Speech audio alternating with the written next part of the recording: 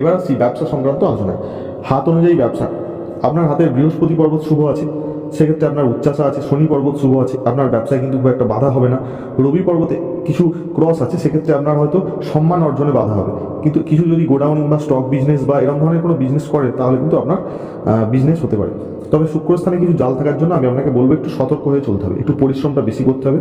শুক্রস্থানে জাল থাকলে কি হয়, শত্রুর অভাব থাকে না, মাঝে মাঝে অলসতা চলে আসে জীবনে। পরিশ্রম করতে করতে অনেক সময় মানুষ পিছিয়ে যায়, শর্টকাট রাস্তা খোঁজে।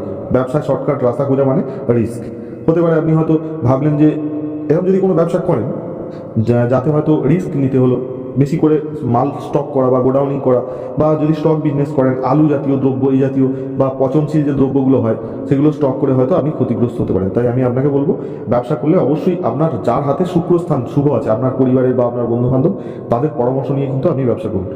আপনার শুক্রস্থানে যে জালগুলো আছে, আমি তার জন্য আপনাকে নিষেধ করছি যে